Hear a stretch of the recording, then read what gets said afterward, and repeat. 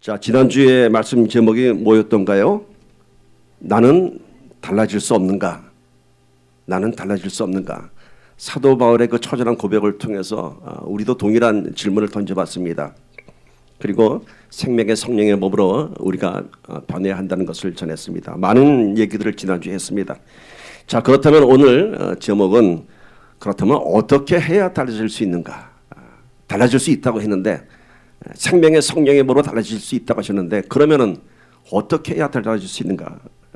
이런 질문을 던져봅니다. 본 말씀은 사도행전 27장 18절에서 19절 말씀인데요. 또 다른 말씀도 함께 보도록 합시다. 교회가 지금 서로 이제 한번 달라집시다라고 구호를 외치면서 나갑니다. 아마 여러 가지 반응, 여러 가지 생각들이 있는 것 같습니다. 이 구호가 가슴에 찔리는 사람이 있는가 하면은 도대체 무엇이 달라져야지 라고 고민하는 사람도 있을 것이고, 이런 사람이 없기를 바라는데 혹시 또 달라진다는 것에 대해서 매우 거부감을 느끼는 사람이 있지 않을까 하는 생각도 해봅니다. 제가 소망하는 것은 이 구호 앞에 가슴이 뜨거워지는 사람이 더 많기를 간절히 소망합니다. 가슴이 뜨거워지길 바랍니다. 여러 가지 생각과 반응이 다릅니다. 그런데 결국은 두 가지입니다. 뭔가요?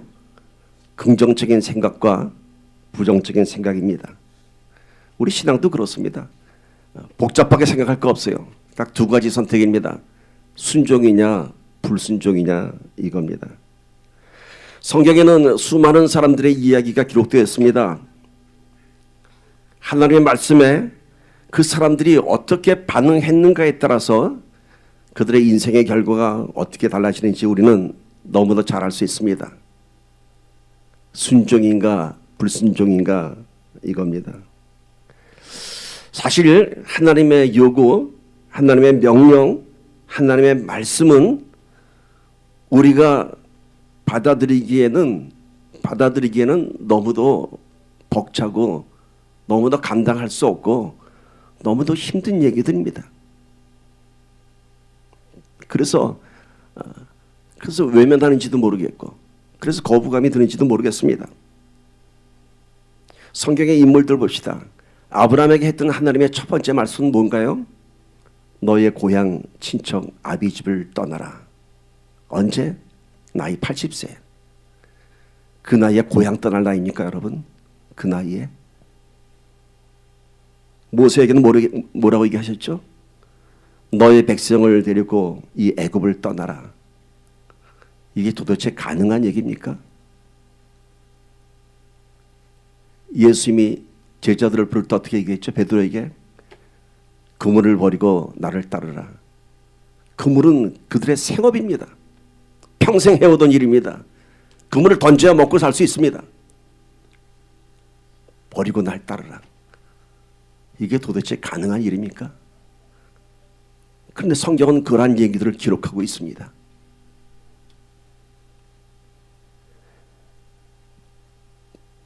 결코 따를 수 없는 무리한 명령, 결코 이해할 수 없는 하나님의 말씀, 그것에 순종했습니다.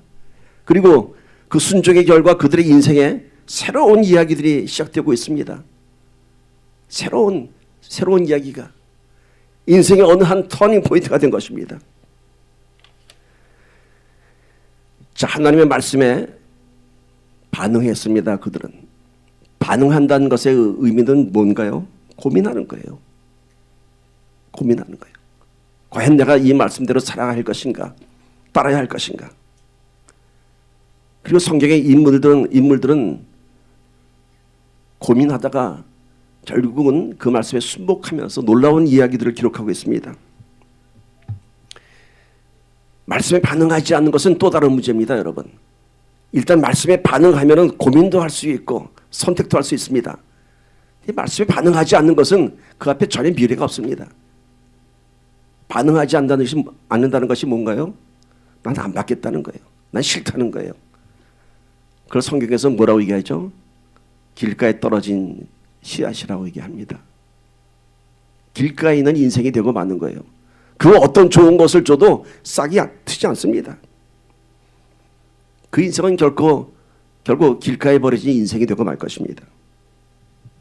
여러분, 말씀에 반응하면, 고민하면 결국 인간은 그 말씀 앞에 순복하게 되어 있습니다.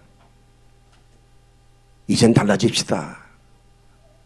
그 구호 앞에 한번 반응 좀 해보십시오. 고민 좀 한번 해보십시오. 우리에게 뜨거운 마음 주실 줄 믿습니다. 성경에 많은 인물들이 고민하다가 결국은 순종했습니다. 그 순종의 배경이 무엇일까? 물론 거룩하신 하나님 앞에, 그 신성 앞에 우리들은 순복할 수밖에 없습니다. 그러나 그 뒤에 그들의 인생의 이야기가 있습니다. 이미 그들 안에 하나님의 부르심 앞에, 하나님의 명령 앞에 자기 인생에 대한 갈망이 있었습니다. 잠재된 갈망, 디자이어가 있었습니다. 아브라함의 경우를 볼까요? 그 야비 친척 집을 떠나라고 했습니다. 아브라함이 80세 때까지 어떤 인생을 살았는지 아세요? 우상을 만들어 팔던 아버지 밑에서 이방신이 득실득실한 그 땅에서 인생을 소비하고 말았습니다. 모세 볼까요? 장인 이드로 밑에서 40년째 목동으로 그렇게 소망 없이 살았습니다. 그리고 이제 80이 된 늙은 목동이 되고 말았습니다. 베드로는 어땠나요?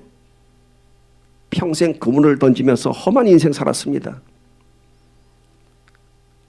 사람들이 뱃사람 하면 다 천한 인생 그렇게 얘기하지 않습니까? 지금도 뱃사람들은 거칠다고 하지 않습니까? 그들의 공통적인 이야기가 뭔가요?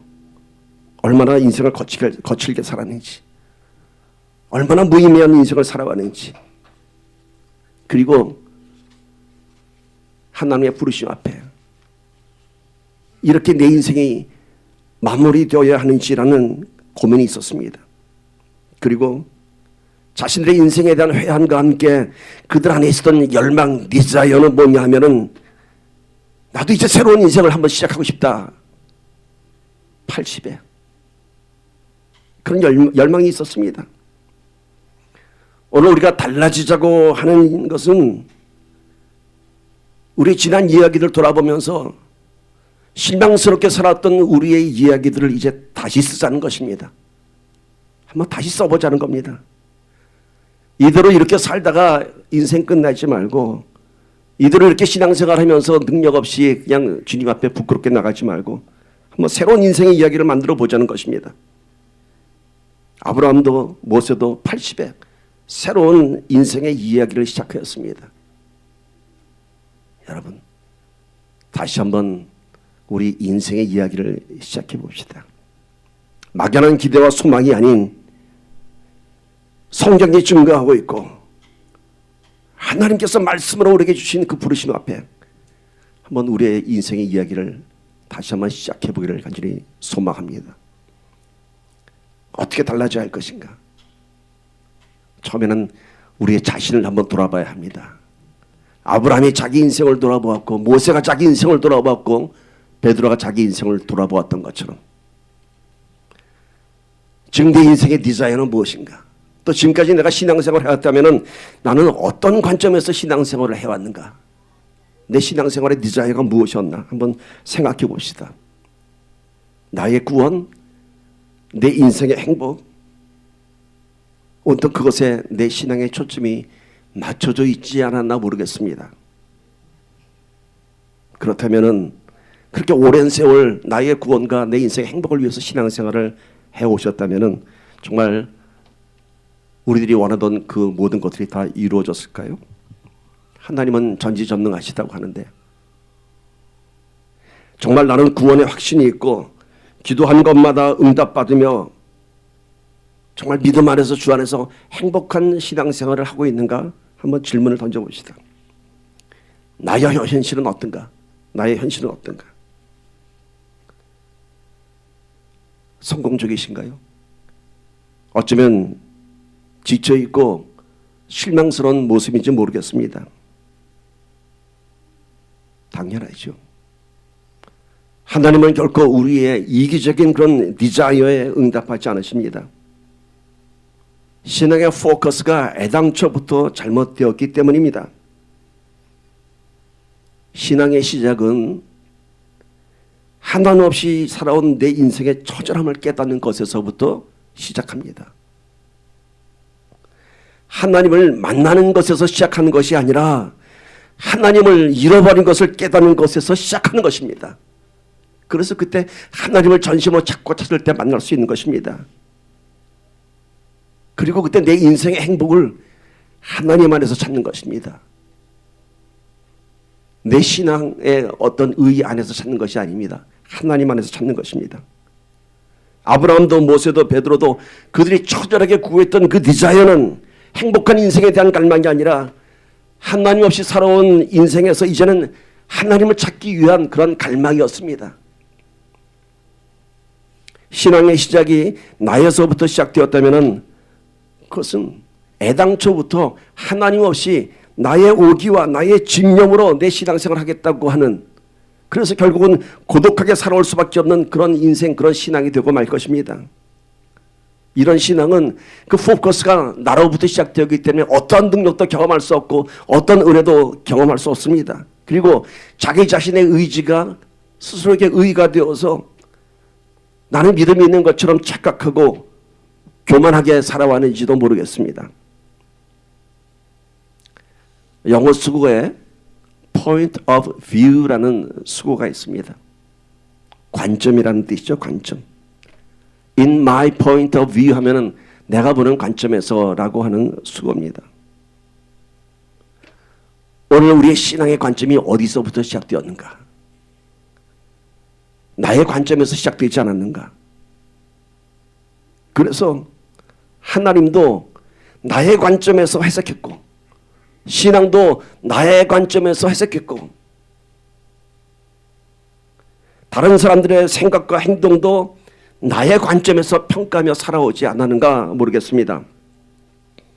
그 결과가 뭔가요? 나의 관점에서 보니까 하나님께도 실망하고 다른 사람들에게도 결코 호의적이지 못합니다. 그런데 여러분, 우리의 관점이 얼마나 주관적이고 얼마나 편협한지 우리 자신만 모르고 있습니다. 그리고 우리는 스스로 내가 보는 그 관점이 맞다고 생각합니다. 내 생각은 이런데 하면서. 예전에 이런 경험을 했습니다. 아주 가깝게 지내는 목사님입니다. 그분이 이제 트레시에서를 인도합니다. 근데 그 트레시에서 기간 중에 자기 친동생이 지금 병원에서 사경을 헤매고 있습니다. 언제 하늘나라 갈지 모르는 그런 유독한 순간을 지내고 있습니다. 그래서 그 목사님께서 그날 밤에 모든 프로그램을 마치고 병원으로 달려가서 마지막 그 숨을 헐떡이는 동생 곁에서 밤을 새웠습니다. 울면서 기도하면서 밤을 새웠습니다. 그리고 다시 그날 새벽에 채플에 나와 앉았습니다. 많은 팀 멤버들이 들어오고 캔디데이트들이 들어와서 앉습니다. 애통한 마음으로 밤을 새우고 있는 목사님이 이 십자가 밑에 무릎 꿇어 기도하다가 그만 코를 골고 말았습니다. 코를 골고 말았습니다. 큰 소리로. 저는 그 형편을 알았습니다. 밤을 새고 오신 목사님. 그 전날 하루 종일 트레시에서 인도하고 육신이 얼마나 피곤했을까. 애통한 마음으로 동생의 마지막 순간을 병상에서 지켜보다가 이 새벽 제풀이 왔다가 그만 잠깐 코를 곤 거예요. 제가 얼른 가서 뒤에 가서 안아드렸습니다. 목사님 깜짝 놀라요. 자기가 코 곤 사실도 모르고 지전도사 왜 그래? 그런 눈빛으로. 그러나 그런 형편을 모르는 사람들은 무슨 생각을 했을까요? 아니 목사님이 새벽 제풀 나와서 코를 골아? 우리는 새벽부터 나와서 이렇게 경건한 마음으로 앉아야 돼. 무슨 목사님이 코를 골아? 얼마나 시험에 들었을까? 이게 우리의 관점입니다, 여러분. 누군가의 형편은 생각하지 않고 내가 보는 것만 옳다고 생각합니다. 오늘 우리는 우리의 인생을 어떤 관점에서 보고 있는가 다시 봅시다.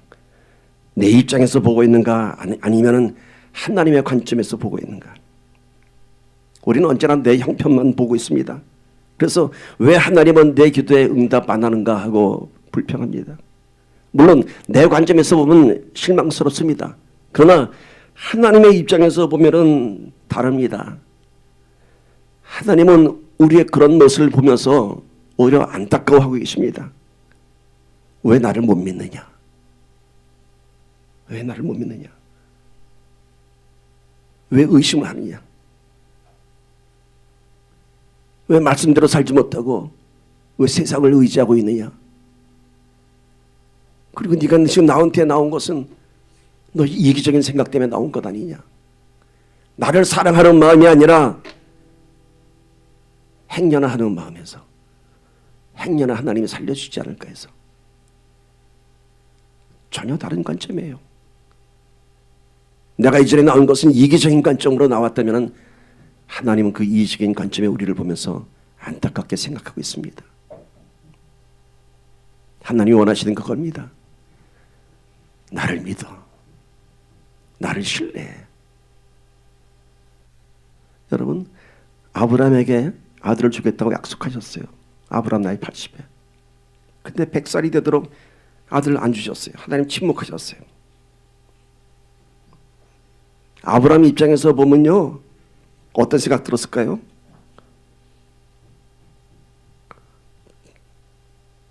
내가 잘못 들었나? 안 주실려나 봐. 그래서 포기하고 더 늦기 전에 내 남자의 능력이 더 끝나기 전에 여종 하갈을 통해서 아이를 낳아야지. 그래서 이스마엘을 낳았어요. 아브라함 입장에서는 당연한 생각이에요. 20년을 기다려도 안 주는데 이제 몸은 다 늙어가는데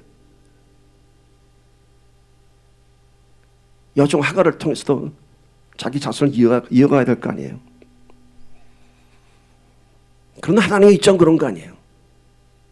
왜 20년이라는 세월이 필요했는가? 아브라함이 100세가 되도록 하나님은 기다리신 것입니다. 그러면은 차라리 하나님이 아브라함에게 내가 100살 해줄게 라고 약속하셨으면, 그렇게 말씀하셨으면 아브라함이 기다리지 않았을까? 여러분 어떻게 생각하세요? 아브라함에게 하나님이 내가 너 100살 되면 아들 줄게 라고 약속하셨다면, 그 기한을 정했다면 아브라함이 기다렸을까요? 아마 뭐가 마치 그럴 거예요. 그럼 이런 비유 한번 해봅시다. 지금 당장 내가 1,000불이 필요합니다. 아파트 렌트 지금 내려면은 지금 1,000불이 급한데 누가 와서 얘기해요. 내가 10년 후에 1,000불 빌려줄게. 10년 후에 1,000불 빌려줄게. 그러면 여러분 반응은 어떻게 나올까요? 되시오. 놀리고 있어? 내가 필요한 건 지금 right now, 지금 당장이야. 뭐 한 달도 아니고 뭐 10년?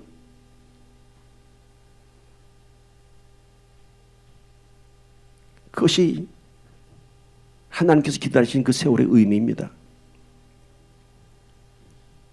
100세를 약속하면은 아브라함은 그 약속 안 지킵니다. 됐어요. 100살 되면은 아무것도 못 태어나. 이 100세의 의미는 하나님께서 왜 100살 때까지 기다리시냐 하면은 인간의 모든 기대와 소망이 사라지기를 기다리신 것입니다. 아브라함에게서 아무것도 할 수 없는 그때를 기다렸습니다. 우리는 내가 원하는 시간에 내가 소망하는 것들이 이루어지기를 원하지만은 하나님께서는 그렇지 않습니다. 우리가 아무것도 할 수 없을 때, 오직 하나님만이 하실 수 있을 때, 그 시간에 하나님은 일하시는 것입니다. 여전히 우리 기도의 응답이 없다고요? 하나님께서 하실 그 시간이 다가오고 있습니다. 우리 신앙의 모든 평가를 내 기준에서 내리지 말고 하나님 기준에서 해야 됩니다. 우리가 오랫동안 기도했던 것들 결코 날아가지 않습니다. 지금도 그 기도는 하나님의 때를 향하여 차곡차곡 쌓아가고 있는 중이며, 여리고성이 일곱째 날 일곱째 바퀴를 돌았을 때 무너진 것처럼 우리가 전혀 예상치 않았던 그 시간에, 하나님의 시간에 내가 끝이라고 했을 때, 나는 이제 죽었어, 난 이제 소망이 없어라고 할 때 이루어질 것입니다. 우리에게 소망이 없을 때, 그때 오히려 하나님이 일하실 때입니다. 오늘 지금이 하나님의 기회입니다. 여러분, 이때 하나님의 부르심에 전적으로 순종하는 저와 여러분 되기를 축복합니다. 여리고 성에 무너진 것은 이스라엘 백성들이 7일 동안 그렇게 돌아서 그래서 무너진 건 아닙니다. 그들의 어떤 행동, 막 땅을 흔들어서 소리를 질러서 그래서 무너진 것도 아닙니다. 중요한 것은 이해할 수 없는 하나님의 명령, 돌아. 여러분, 그 인원이 얼마인지 아세요? 이스라엘 백성들이 출애굽할 때 남자만 40만이에요. 이제 새로운 땅에 들어와서 그 인구가 어떻게 됐을까요? 구세들은 다 죽고 신세대가 남았어요. 그 숫자도 어마어마한 숫자예요. 그 숫자가 성을 한 바퀴 도는데 몇 시간이나 걸렸을까? 그 많은 행렬들이. 첫날 싹 돌아왔더니 왼쪽 벽에 금이 가요. 둘째 날 돌았더니 막 벽들이 부스러기 시작해. 그러면 신나면서 돌았겠죠. 여리고성은 끄떡하지 않았어요. 그런데도 그들은 돌았어요. 여리고성이 무너진 것은 그들이 침묵하면서 순종했기 때문인 것입니다. 여러분, 어떻게 달라져야 할까요? 이제 우리 신앙의 순종이라고 하는 그러한 디자이어가 시작되길 바랍니다. 나도 순종해보자. 이해할 수 없지만은, 마음에 안 들지만은 한번 순종해보자. 여러분, 지금까지 내 생각대로 살아왔는데 그 결과가 참담하다면은 이제는 하나님 앞에 순종해야 할 때가 아닌가요? 그런 결단해야 하지 않을까요? 내 생각을 바꾸고 우리 인생의 관점을 바꿔야 합니다. 이제는 내가 주도하는 인생이 아니라 하나님께서 주도하는 그런 인생을 살아야 합니다. 하나님의 인도하심에 따라 살아가는 순종의 삶이 될 때에 우리 인생에 놀라운 변화가 시작될 것입니다. 방향을 바로잡아야 합니다. 얼마 전 제가 신명기 말씀에서 말씀대로 살면 머리가 되게 하신다고 하셨습니다. 나의 관점이 아닌 하나님의 관점으로 살면은 우린 하나님의 주도권 안에서, 하나님의 말씀 안에서 놀라운 인생의 변화가 시작될 것입니다. 어떻게 변화해야 될 것인가? 처음에는 첫 번째는 우리의 현주소를 보는 것이었습니다. 내 디자이어가 무엇이었는지, 내 인생의 초점이 무엇이었는지, 내 관점이 무엇이었는지. 이제 두 번째는 오늘 본문 말씀 속에서 기록되었습니다. 사도행전 27장에는 바울이 이제 죄수가 되어서 로마로 향하는 장면이 나옵니다. 그런데 그 배가 유라글로라고 하는 광풍에 휘말려서 지금 배가 다 뒤집혀지고 다 죽게 되었습니다. 배 안에서 난리가 났습니다. 이제 죽었다고. 근데 그들이 그 무서운 풍랑 안에서 무엇을 했을까요? 제일 처음 한 것이, 보세요. 사도행전 27장 18절 19절. 우리가 풍랑으로 심히 애쓰다가 이튿날 사공들이 짐을 바다에 풀어버리고 사흘째 되는 날에 배의 기구를 그들의 손으로 내버리니라. 광풍 앞에서 그야말로 경험이 많은 이 뱃사람들이 어떻게든 빠져나오려고 3일 동안을 애썼는데요, 결국은 헤어나오지 못했습니다. 더욱더 위험한 상황이 되었습니다. 이게 뭔가요? 인간의 노력으로 인생의 풍랑을 헤쳐나가려 하면은 풍랑 속에 더 깊이 빠져듭니다. 이때 그들이 선택한 것은 뭔가요? 배에 실려있던 모든 화물과 기구들을 다 바다에 던지는 것이었습니다. 배의 짐과 기물들을 바다에 던진 이유는 뭘까요? 배를 가볍게 해서 최대의 동력을 얻기 위한 것입니다. 물론 버린 그것들은 항해에 있어서 없어서는 안 될 매우 중요한 것들이었습니다. 그러나 그 어떤 것도 이 죽음 앞에서는 더 중요한 것 없습니다. 그들은 살기 위해서 모든 것을 다 버렸습니다. 어떻게 달라져야 할 것인가? 오늘 우리 신앙생활에 짐이 되는 것들이 무엇인가? 물론 내 인생에 버리기 힘든 것들 많이 있습니다. 그러나 인생의 위기 앞에서는요, 그런 것들 아무 의미 없습니다. 중요하고 소중하다고 생각했던 것들, 새로운 출발에서는 아무 의미 없습니다. 예를 들어볼까요? 사업에 실패한 사람이 지금 자기가 갖고 있는 고급 주택과 고급 승용차가 무슨 소용이 있고 무슨 의미가 있겠습니까? 이제 그것을 누리기에는 이미 실패한 인생이 되고 말았습니다. 그것들은 이제 새로운 출발을 위해서 소유할 수도 없고 다 버려야 할 것들입니다. 내 인생에 소중하다고 생각했던 것들, 어느 한순간에 그것이 너무너무 쓸모없는 것임을 깨닫게 될 때가 올 것입니다. 나 그것 없으면 내 인생 망가질 줄 알았는데, 나 그것 때문에 살아왔는데, 어느 순간에 그 보는 관점이 달라집니다. 사도 바울의 고백을 볼까요? 빌립보서 3장 7절 9절입니다. 그러나 무엇이든지 내게 유익하던 것을 내가 그리스도를 위하여 다 해로 여길 뿐더러 또한 모든 것을 해로 여김은 내 주 그리스도 예수를 아는 지식이 가장 고상하기 때문이라. 내가 그를 위하여 모든 것을 잃어버리고 배설물로 여김은 그리스도를 얻고 그 안에서 발견되려 함이니. 내게 유익하던 것들이 이제는 다 해가 된다고 바울이 고백합니다. 해가 될 뿐만 아니라 뭐라고요?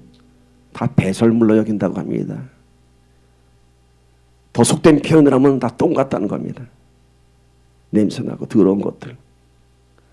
바울이 갖고 있던 것들이 뭔가요? 자기의 신분, 로마 시민, 학식, 그가 살아온 인생 배경들, 그 인생에서 얼마나 중요한 것들이었습니까? 근데 그게 다 똥 같다고 얘기해요.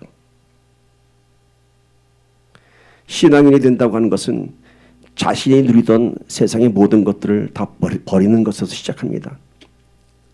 인생의 관점이 바뀌면요, 무엇이 소중한 것인지 그 가치관이 달라집니다. 그렇게 소중했던 것들이 배설물로 보인다고 합니다.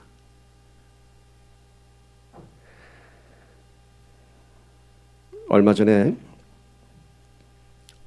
제 옷장을 열어봤습니다. 별로 크지 않은 옷장인데 옷이 하나 가득 겨우겨우 눌려서 넣어놨어요. 가만 보니까 20년 전부터 입던 옷들이 다 걸려 있는 거예요. 왜 안 버렸을까? 어떤 건 사이즈가 좀 이제 작아져 갖고 나중에 살 빠지면 입어야지 하는 것도 있었을 테고, 어떤 거는 버리기엔 너무 좋은 옷인데 라는 것도 있었고, 또 어떤 옷은 그 안에 내 추억이 있는 거예요. 아, 내가 이 옷 입고 어떤 사역했었지, 그때 어느 교회에서 이런 거 했었지, 그런 추억들이 있었습니다. 그러다 보니까 그게 20년 가까이 옷장에서 그냥 걸려 있었습니다. 한번 걸쳐봤어요, 제가. 와, 도저히 못 입겠더라고요. 사람들이 얼마나 간사한지. 그때는 멋있다고 입었던 옷인데 세상에 그 디자인은 지금 입고 나가면 사람들이 다 쳐다볼 것 같아. 바지통은 또 왜 이렇게 넓은지. 결국 그 옷들은 아무 쓸모도 없이 20년 동안 그냥 내 옷장을 차지하고 있었습니다. 다 버렸죠. 다 구딜스토어에다 이제 도네이션 했죠. 우린 뭔가 막상 버리려고 하면은 많은 미련과 아쉬움이 있습니다. 그래서 버리지 못하고 끼고 가는 그런 것들이 많이 있습니다. 이것은 여러분 집안에 있는 어떤 스토리지한 것들만을 얘기하는 것이 아닙니다. 여러분의 삶 속에서 버려야 할 것들, 아직 버리지 못하고 있는 나쁜 습관들, 그런 기억들, 아픈 기억들, 버려야 할 기억들, 여러분 버려야지만이 새 것들로 채울 수 있습니다. 옷을 왕창 버리고 났더니 옷장이 시원해졌어요. 너무 편해진 거예요. 첫 번째는 옷 고르는데 선택이 쉬워졌어. 눈에 뵈는 게 몇 개밖에 없으니까. 예전에는 그것들 중에서 한번 입어볼까 뺐다가 아니네 하고 넣었다가 이제 너무 쉬워졌어요. 그리고 또 한편 야 이제 또 뭔가 또 이 안에 뭐 늘 수도 있네. 여러분 버려야 했지만이 그 안에 하나님은 새 것으로 채워주십니다. 이제는 내 인생에 소중하다고 생각하는 것들을 새로운 출발을 위해서 주를 위해서 다 버릴 수 있는 믿음의 결단이 필요할 때입니다. 내 것이 뭔가요? 내가 의지하는 것들, 내 생각들 아닙니까? 그것들을 다 버리면은 비로소 하나님 찾게 됩니다.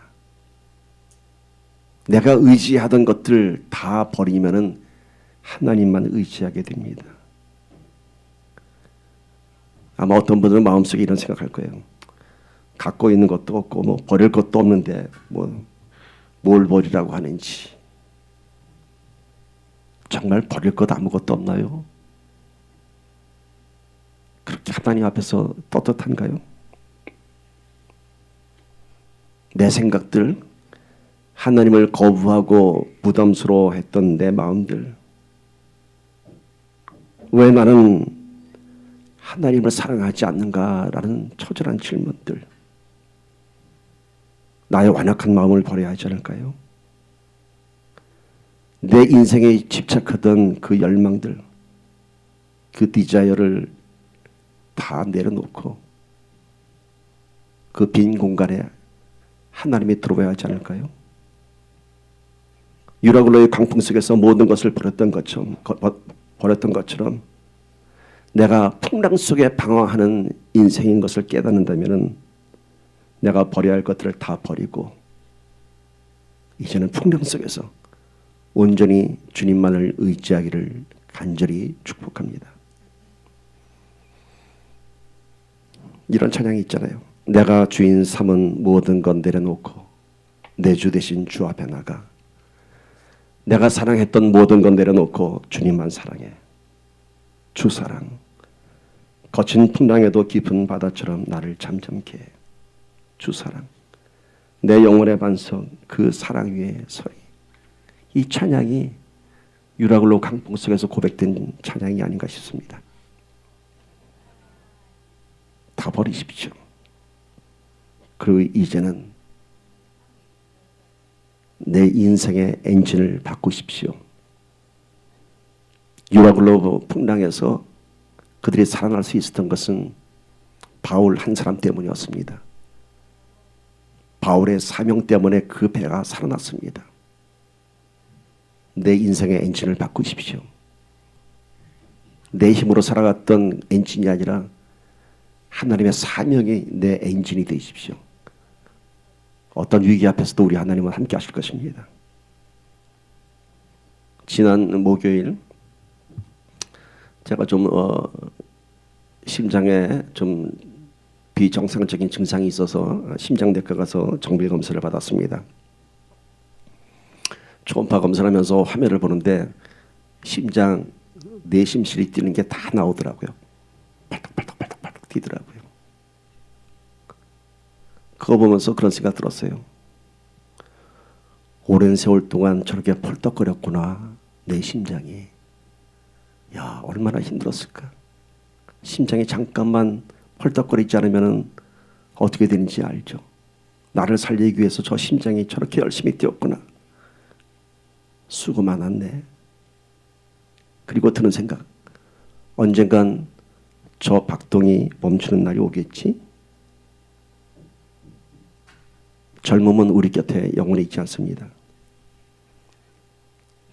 제 건강했던 심장도, 수많은 산들을 오르내렸던 그 심장도 이제는 힘들다고 저한테 사인을 보내고 있습니다. 여러분, 육신도 늙으면은 누군가를 의지해야 됩니다. 지난번 노회에서 연로하신 김광식 목사님 휠체어에 앉아서 가시다가 제가 좀 부축해드렸습니다. 화장실 가실 때. 잘 걷지 못하시는 목사님. 그 목사를 보면서 많은 회한에 잠겼습니다. 저는 김광식 목사님 옆에서 만 8년을 찬양했습니다. 저한테 손짓합니다. 목사님들 컴온 하면서 제 찬양을 참 좋아하셨어요. 그리고 그 창에 앞에서 율동을 얼마나 하셨는지. 엊그제 그러셨던 것 같은데 이제는 한 걸음도 잘 못 옮기시는 목사님. 언젠가 훗날에 나도 이런 모습이 되겠지 마음에 드는 생각이 있었습니다. 나머지 시간에 주님 앞에 부끄럽지 말아야겠다. 그리고 돌아봤더니 내 심장이 벌떡벌떡 뛰면서 앞장섰던 나의 지난 날들이 보입니다. 그리고 이제는 지쳐버린 내 심장을 갖고 이제는 좀 내려놓고 그냥 주님만 따르자라는 생각이 들었습니다. 주님을 앞섰던 내 생각들, 내 열정들, 그것이 아마 이스마엘을 낳았던 불순종의 모습이 아니었나 그런 생각 듭니다. 여러분, 인생의 고수가 되는 비결은 내 생각을 버리는 것이라는 생각을 했습니다. 운동도 힘을 빼야 한다고 합니다. 힘이 들어가는 이유는 내 욕심이 앞서기 때문입니다. 내 의지가 앞서기 때문인 것입니다. 성악 발성도 우리가 보기에는 온 힘을 다 쏟는 것 같지만은 정말 가장 높은 고음을 낼 때는 힘을 빼야지만이 아름다운 소리가 납니다. 힘을 빼야지 소리가 쭉 올라갑니다. 힘을 뺀다고 하는 것은 나의 욕심과 의지를 절제하는 것입니다. 바울도 그의 사역 후반기에는 자신이 불같이 달려온 그런 사역의 일정을 되돌아보면서 이렇게 고백하고 있습니다. 빌립보서 1장 21절 보세요. 나의 간절한 기대와 소망을 따라 아무 일에든지 부끄러워하지 아니하고 지금도 전과 같이 온전히 담대하여 살든지 죽든지 내 몸에서 그리스도가 존귀하게 되게 하려나니 이는 내게 사는 것이 그리스도니 죽는 것도 유익함이라. 이제는 내 안에 사는 이가 그리스도니 내가 죽는 것도 유익함이라. 내가 죽어야 그리스도가 내 인생을 끌어갑니다. 어떻게 달라져야 할 것인가? 이제는 내가 끌고 가지 마시고 주님께 내 심장을 맡기십시오. 부끄러웠던 내 인생이 이제는 놀라운 능력의 인생이 될 것입니다. 지쳐가는 내 심장이 아닌 예수 그리스도의 보혈의 피가 뛰는 그런 심장이 되어야 할 것입니다. 내 심장은 혈기에 뛰고 욕심에 뛰었지만은 주님의 심장은 용서의 사랑, 긍휼의 사랑으로 뛰게 될 것입니다. 내 인생의 엔진을 바꾸면 새로운 인생이 시작됩니다. 내 인생의 엔진은 지금까지 세상의 부귀영화를 쟁취하기 위한 엔진이었습니다. 그래서 그 엔진을 돌리는 기름은 오직 성공과 증명으로 가득 찬 기름이었습니다. 그러나 이제는 십자가를 향해 달려가는 엔진이 되어야 할 것입니다. 엔진은 그 안에서 연료가 연소되어야지만이 돌아갑니다. 이제 우리 안에 있는 엔진은 세상의 것들로 돌아가는 엔진이 아니라 오직 성령의 기름 부음으로 돌아가는 엔진이 되어야 할 것입니다. 그 기름이 뭘까요? 기도가 우리 심장의 원동력이 되어야 합니다. 저와 여러분의 기도가 살아있는 한 우리의 심장은 뛸 것입니다. 주의 심장 가지고 새롭게 나가는 저와 여러분 되기를 주님의 이름으로 축원합니다. 말씀 맺으면서 말씀 정리합니다. 어떻게 해야 달라질 것인가? 첫 번째, 내 인생의 항로를 점검해야 합니다. 내 신앙의 열정이 어디에 있었는지, 광풍에 흔들리는 배처럼 방황하고 있지 않은지, 내 인생의 포인트 오브 뷰, 내 인생의 관점을 점검해야 합니다. 그리고 그 안에서 순종의 능력을 경험하십시오.